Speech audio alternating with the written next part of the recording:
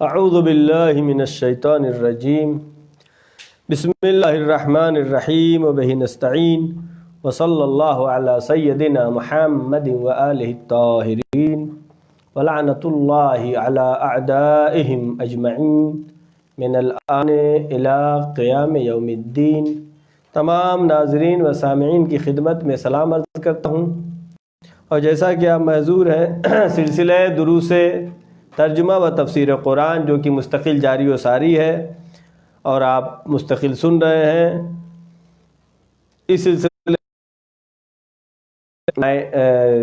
درس کا آج حصہ جو ہے 92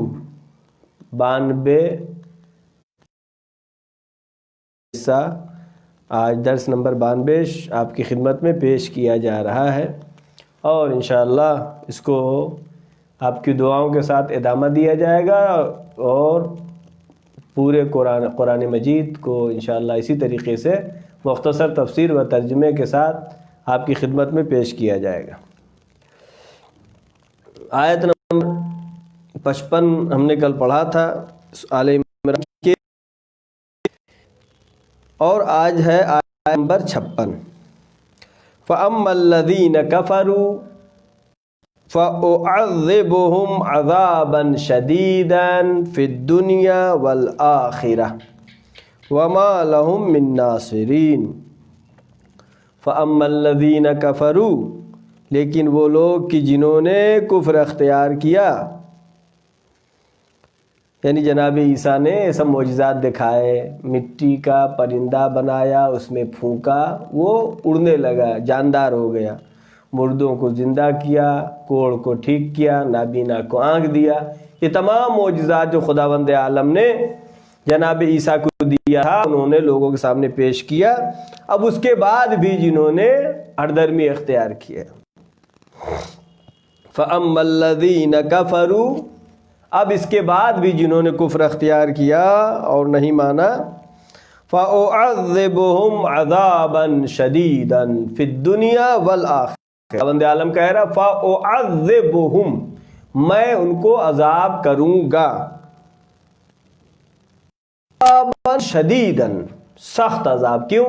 اس لیے کہ برہان آ چکا، دلیل آ چکی، معجزہ آ چکا، تمام چیزیں آنے کے بعد بھی اب اگر ہر دھرمی میں اپنی دنیا طلبی کے سلسلے میں دنیا کی وجہ سے نبی کو نہیں مانا، نبی کی نبوت کو نہیں مانا، فَأُعَذِّبُهُمْ عَذَابًا شَدِيدًا فِي الدُّنْيَا وَالْآخِرَةِ، میں اللہ کہہ رہا ہے میں عذاب کروں گا جنہوں نے کفر اختیار کیا ہے، عذاب شدید فی الدنیا والآخرہ، یہ عذاب دنیا میں بھی اور آخرت میں بھی، اور جس کو خدا عذاب کرے وَمَا لَهُم مِّن نَّاصِرِينَ، اس کا کوئی مددگار نہیں ہے، اس کی کوئی مدد کرنے والا نہیں ہے۔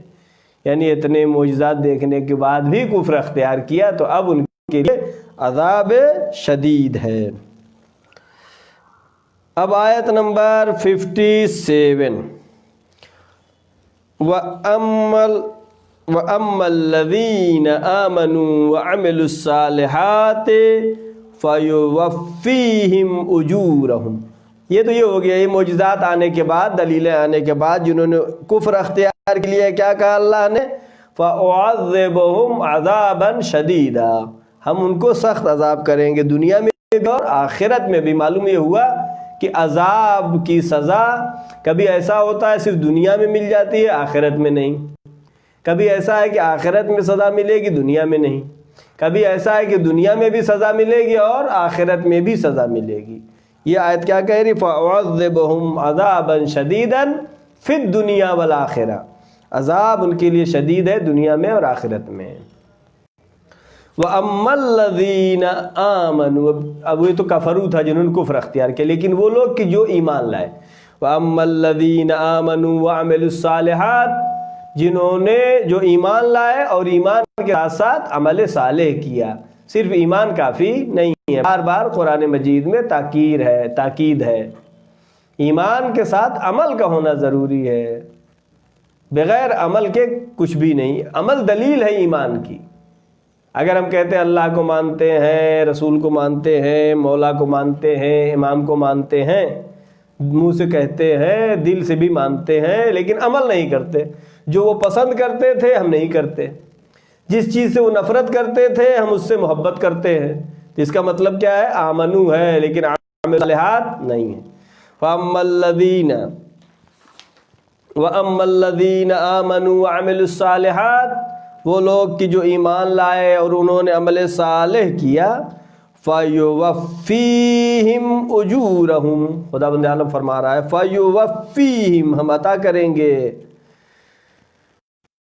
وفا کریں گے جو وعدہ کیا تھا، فَيُوَفِّيهِمْ أُجُورَهُمْ، میں ان کے اجور کو دوں گا، اجر کو دوں گا۔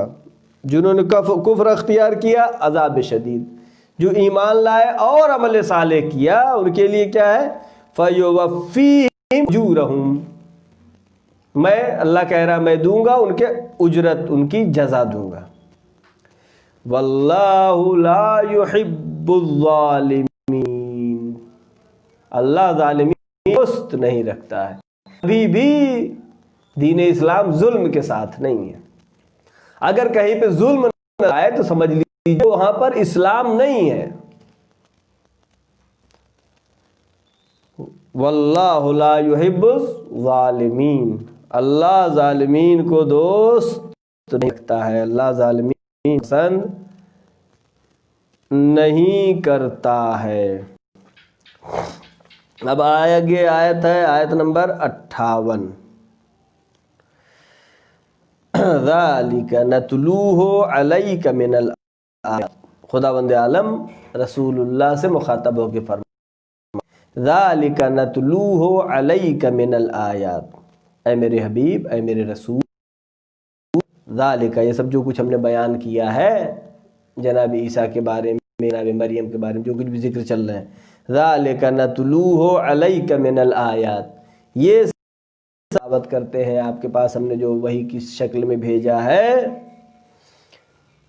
من الآیات، جو آیات میں سے ہیں، اللہ کی نشانیوں میں سے ہیں، اللہ کی قدرت میں سے ہیں، من الآیات والذکر الحکیم، جو کچھ بھی ہم آپ کے اوپر بھیجتے ہیں، تلاوت کرتے ہیں، یہ کیا ہے؟ یہ من الآیات والذکر الحکیم، یہ آیات ہیں، اللہ کی نشانیاں ہیں، اللہ کی قدرت کی نشانیاں ہیں، والذکر الحکیم، اور پر از حکمت تذکرے ہیں، یعنی حکمت سے بھرے ہوئے ذکر ہیں، حکمت سے بھری ہوئی باتیں ہیں۔ یہ رسول خداوند عالم خطاب فرما رہا ہے۔ اب آیت نمبر 59 سورہ آل عمران کی آیت نمبر 59، ان مثل عیسی عند اللہ کمثل آدم، اللہ کہہ رہا ہے اب چونکہ عیسائی جناب عیسیٰ کے سلسلے میں غلو کرتے تھے، کہتے تھے اللہ کے بیٹا ہیں، اور جناب عیسیٰ علیہ السلام کے بارے میں یہودی کیا کرتے تھے؟ تفرید کرتے تھے، یعنی معاذ اللہ ان کو ناجائز اولاد سمجھتے تھے، بے باپ کے کیسے ہو گئے، تعجب کرتے تھے۔ تو خداوند عالم نے اس آیت میں دونوں کا جواب دیا ہے، عیسائیوں کو بھی جواب دیا ہے، یہودیوں کو بھی جواب دیا ہے۔ ان مثل عیسیٰ عند اللہ کمثل آدم، بے شک عیسیٰ کی مثال اللہ کے یہاں ایسی ہی ہے، کمثل آدم، جیسا کہ آدم کی مثال ہے، یعنی آدم علیہ السلام اور بغیر باپ کے پیدا ہوئے، اللہ چاہتا ہے خلق کرتا ہے، اللہ نے مسببات کی دنیا بنائی ہے لیکن اس کی قدرت میں ہے۔ ان مثل عیسیٰ عند اللہ کمثل آدم، کہتے ہیں عند اللہ، اللہ کے یہاں عیسیٰ کی مثال آدم جیسی ہے، آدم علیہ السلام، عیسیٰ علیہ السلام کی مثال آدم علیہ السلام جیسی ہے۔ کیسے کیا؟ جناب آدم کو کیسے خلق کیا؟ خلقہ من تراب، تراب سے، مٹی سے آدم کو پیدا کیا، ثم قال له کن فیکون، پھر کہا کن اور ہو گیا۔ تو لفظ کن جو استعمال ہوا، یہ کن جو ہے صرف بتانے کے لیے، ورنہ خدا کے لیے کن کہنے کی ضرورت نہیں۔ جس طریقے سے تصورات ہمارے ذہن میں آتے ہیں، کبھی کسی چیز کو تصور ذہن میں سمجھانے کے لیے، مطلب کو واضح کرنے کے لیے ایک مثال ہے تشبیہ، یعنی کوئی تصورات ہمارے ذہن میں جس طرح سے آتے ہیں، کبھی کسی چیز کا تصور آئے، کبھی کسی چیز کا تصور آئے، کبھی جو تصور آتا ہے ہمارے ذہن میں ایک طرح کا تصوراتی خلق ہے۔ اللہ کے لیے وجود خارجی کا خلق کرنا سمجھے اس سے بھی آسان ہے۔ ثم قال له کن فیکون، کہا اور ہو گیا۔ یہ آیت نمبر 59، یعنی عیسائی کیا کہتے تھے؟ عیسائی جناب عیسیٰ علیہ السلام کو یہ خدا کے بیٹے ہیں۔ آیت نے کہا کہ تم عیسیٰ کے بارے میں غلو کر رہے ہو، خدا کے بیٹے نہیں ہیں۔ اگر جو ہے بغیر باپ کے پیدا ہونا کوئی امتیاز و افتخار ہے اور خدا کا بیٹا کہو گے، غلو کرو گے، پھر آدم علیہ السلام جو کہ بغیر ماں باپ کے پیدا ہوئے ان کو کیا کہو گے؟ اب آیت نمبر 60 پڑھتے ہیں۔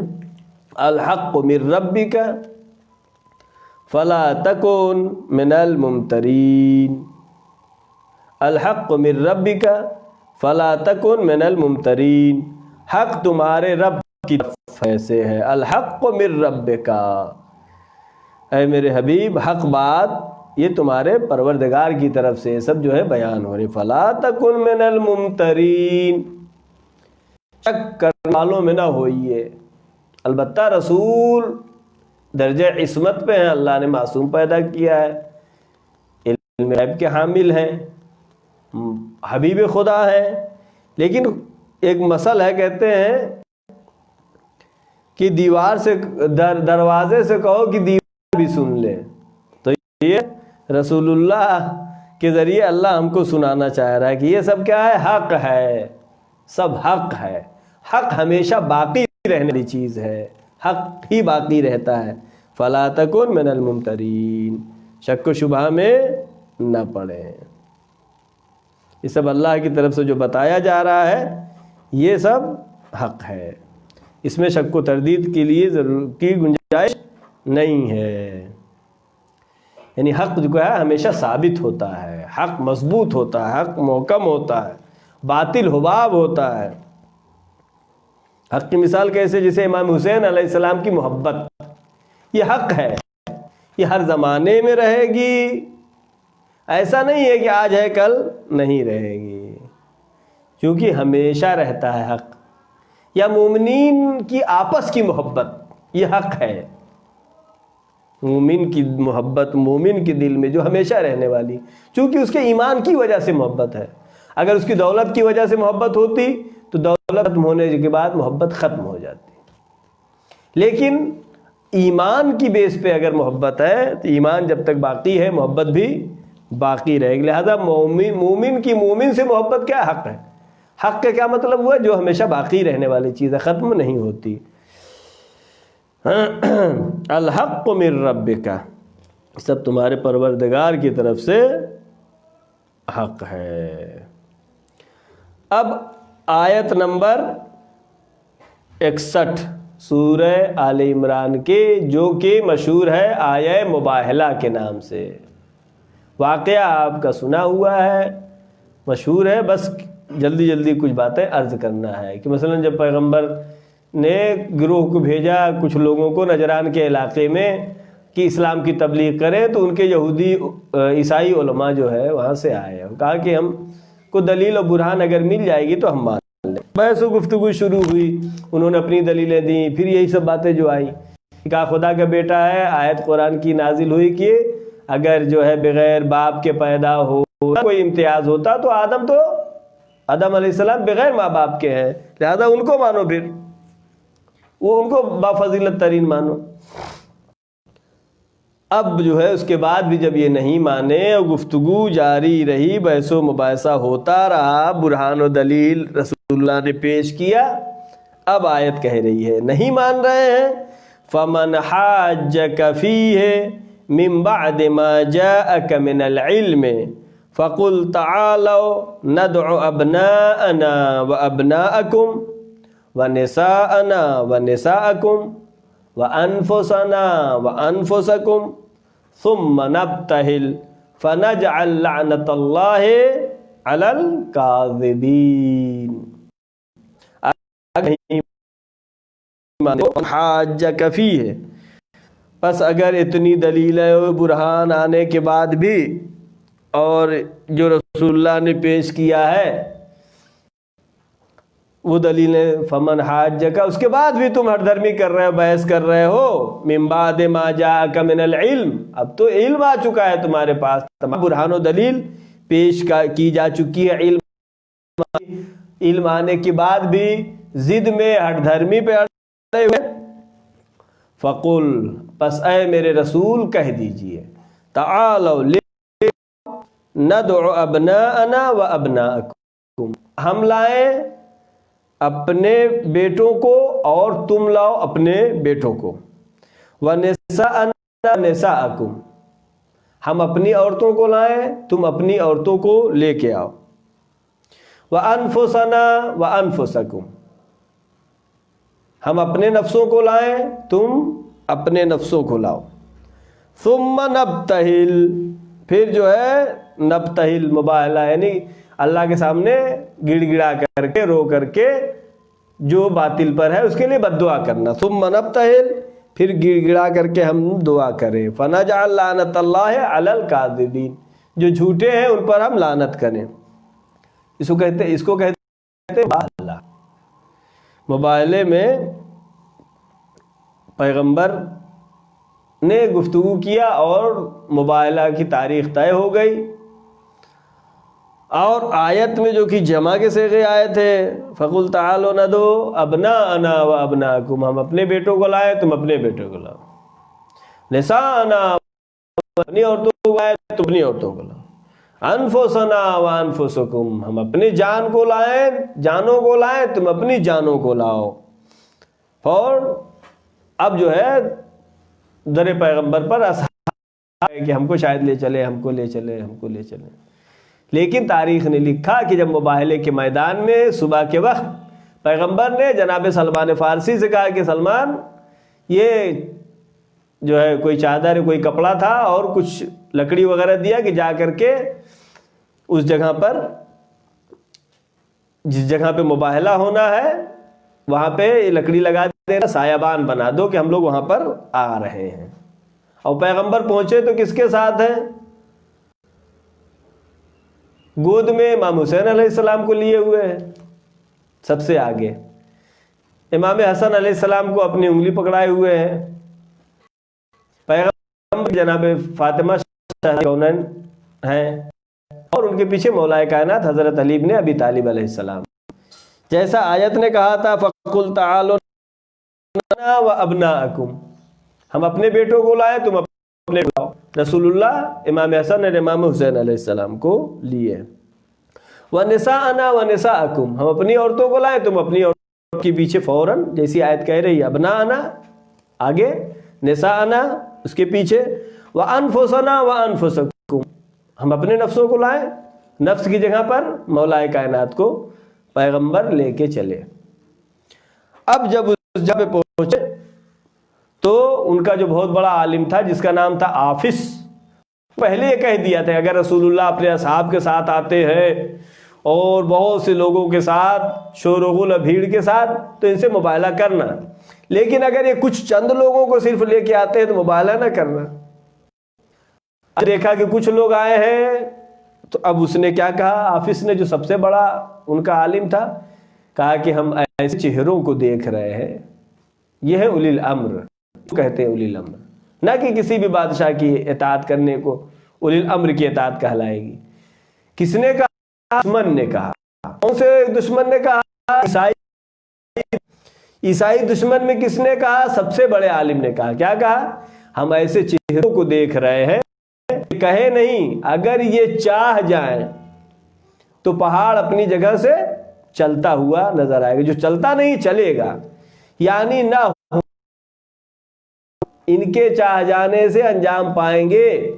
اور جیسا کہ جن کو خدا نے اولی الامر بنایا، جو رسول اللہ کے بعد 12 رسول کے خلفاء ہیں، تاریخ میں اولی الامر ہے جو کام نہیں ہونے والا ہے ان کے حکم سے انجام پاتا ہے۔ ان کو اللہ نے ولایت تکوینی دیا۔ حافظ نے کہا کہ یہ اگر چاہ جائیں تو پہاڑ چلتا نہیں ہے، چلتا ہوا نظر آئے گا۔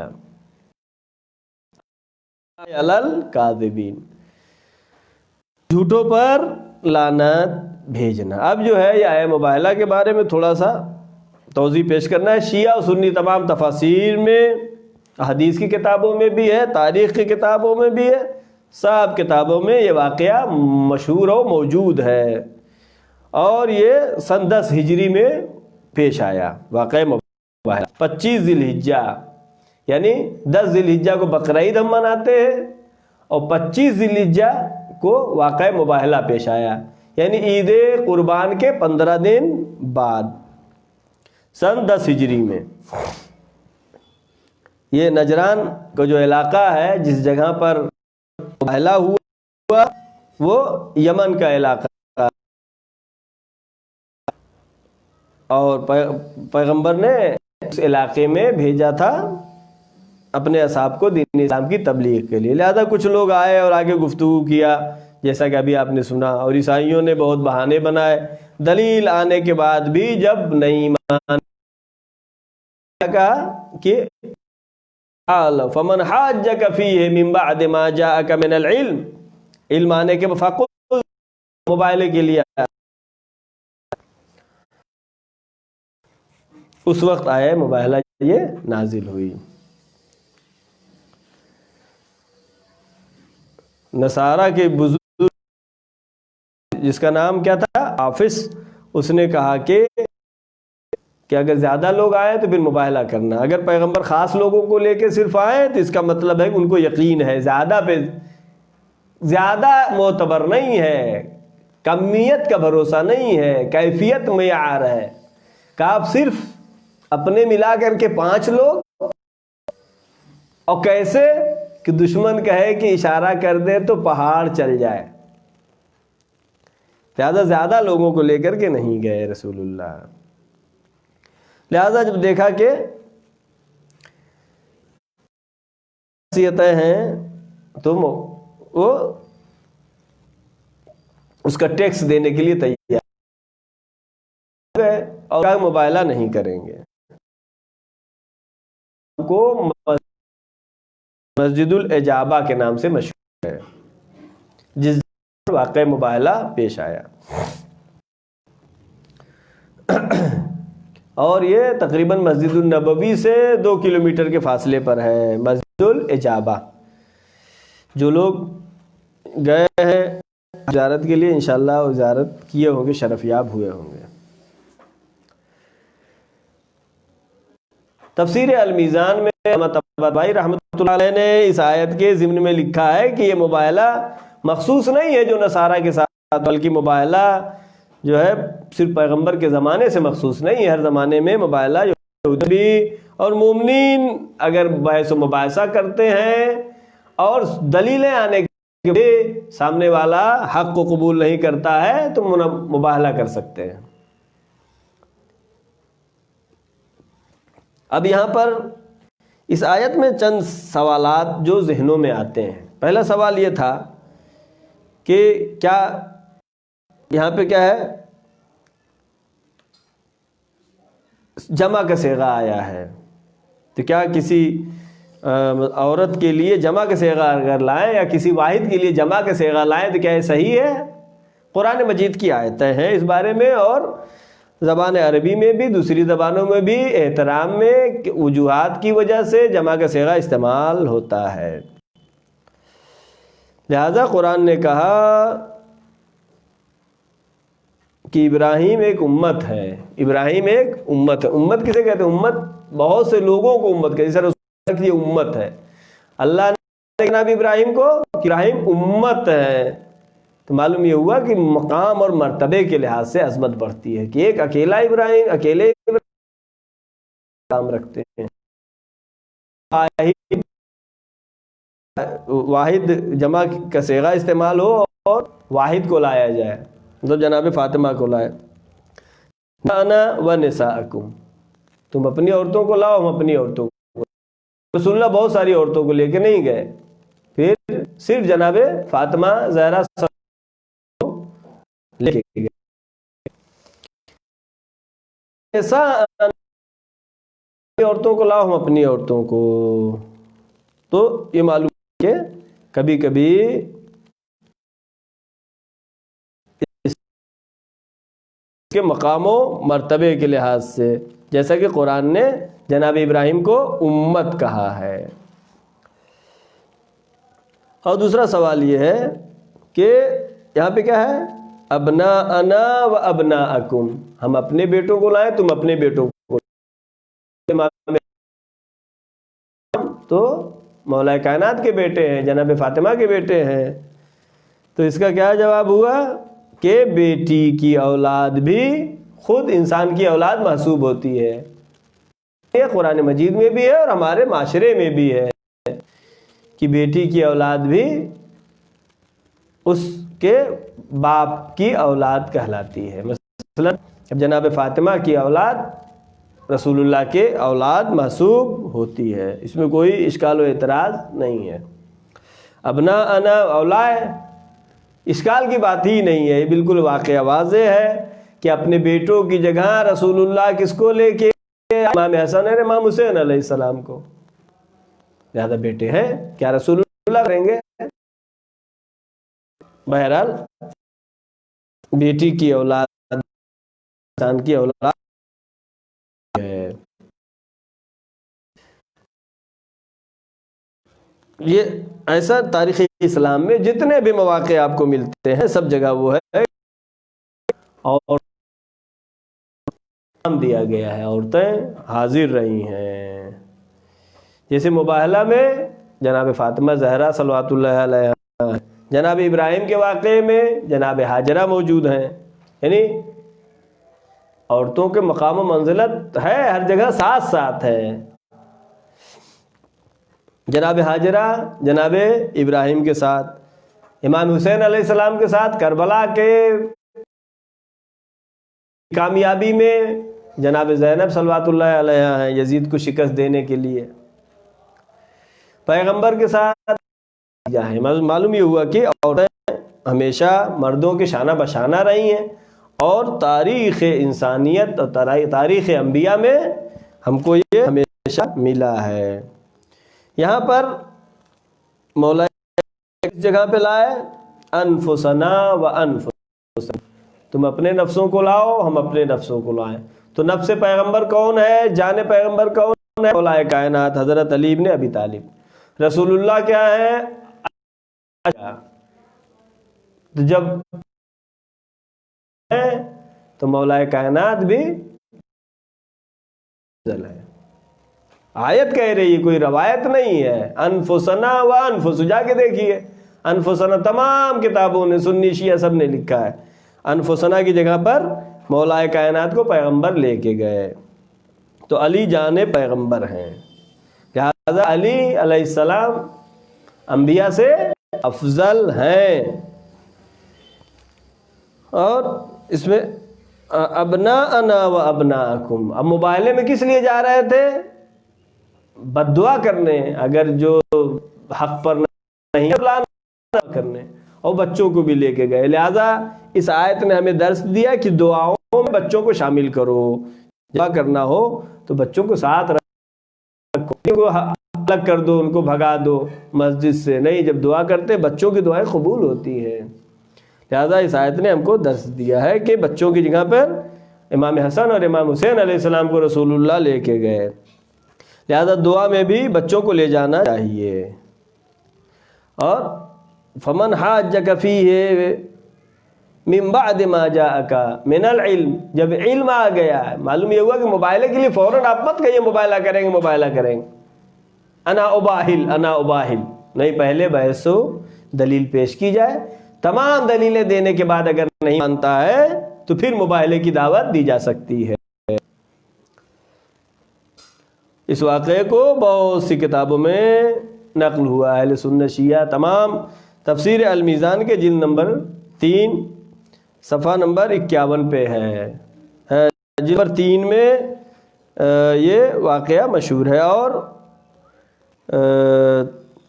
اہل سنت کی کتابوں میں جیسے تفسیر کبیر ہے، تفسیر آلوسی ہے، وہ اتنا مشہور واقعہ ہے کہ تمام کتابوں میں، تمام تفسیروں کی کتابوں میں، حدیث کی کتابوں میں، تاریخ کی کتابوں میں سب جگہ لکھا ہوا ہے، کوئی شک و شبہ نہیں ہے کہ پیغمبر نے ابناءنا کی جگہ پر امام حسن امام علیہ السلام کو لے گئے، نساءنا کی جگہ شہزادی کونین حضرت فاطمہ زہرا صلوات اللہ علیہ کو لے گئے، کی جگہ پر مولا کائنات حضرت علی ابن ابی طالب علیہ السلام کو لے گئے۔ یہ اہل بیت کی فضیلت، یہ ان کا مقام، یہ ان کے منزلت کو بیان کرتی ہے آیت، جس میں کسی طرح کا شک و شبہ کی گنجائش نہیں ہے۔ ہم دعا کرتے ہیں پروردگارہ محمد و آل محمد کے صدقے میں، چاہدہ معصومین علیہ السلام کے صدقے میں ہم کو اہل بیت و پنجن پاک و چاہدہ معصومین کا حقیقی محب قرار دے۔ پروردگارہ محمد و آل محمد کے صدقے میں جس کو تو نے فضیلت دیا ہے، جس کو تم نے شرف دیا ہے، جس کو تو نے عزت دیا ہے، یا وجیہن عند اللہ اشفع لنا عند اللہ، وہ کہ جن کے لیے ہم کہتے ہیں اے وہ کہ جن کا مرتبہ اللہ کے یہاں ہے، پروردگارہ ان چہادہ معصومین علیہ السلام کا واسطہ، پنجتن پاک کا واسطہ، جن کی فضیلت میں ابھی ہم نے آیت پڑھی، پروردگارہ ان کا واسطہ یہ کورونا بیماری کو جلد از جلد نیست و نابود فرما۔ پروردگارہ محمد و آل محمد کے صدقے میں جو بھی مریض ہیں ان کو شفائے کامل و عاجل عطا فرما۔ پروردگارہ محمد و آل محمد کے صدقے میں جو پریشان حال ہیں ان کے پریشانیوں کو برطرف فرما۔ معبود محمد و آل محمد کے صدقے میں جو مقروض ہیں ان کے قرضوں کو ادا فرما۔ پروردگارہ محمد و آل محمد کے صدقے میں جہاں جہاں بھی شیعہ حیدر کرار ہے، جہاں جہاں بھی مسلمان ہیں، ان کی جان و مال، عزت و آبرو کی حفاظت فرما۔ پروردگارہ محمد و آل محمد کے صدقے میں ہمارے تمام گناہان صغیرہ و کبیرہ کو معاف فرما۔ معبود جو بھی شرکت کر رہے ہیں، کلاس میں سنتے ہیں، پروردگارہ ان کے تمام مرحومین بالاخص و بالعموم تمام جو بھی ثواب حاصل ہو، مرحومین کو اصالِ ثواب فرما۔ پروردگارہ محمد و آل محمد کے صدقے میں پرچم اسلام کو سر بلند فرما، پرچم کفر و نفاق کو سرنگو فرما۔ پروردگارہ علماء اکرام، راجہ اکرام، بالاخص آیت اللہ سیستانی و مقام معظم رہبری کی حفاظت فرما۔ پروردگارہ محمد و آل محمد کے صدقے میں ہمیں اس لائق بنا دے کہ ہمیں زمانہ کی سپاہیوں میں شامل ہو سکے۔ پروردگارہ امام کے ظہور میں تعجیل فرما، ہم سب کو ان کے یاور و انصار میں شمار فرما۔ وآخر الدعوانا ان الحمد للہ رب العالمین، والسلام علیکم ورحمۃ اللہ وبرکاتہ۔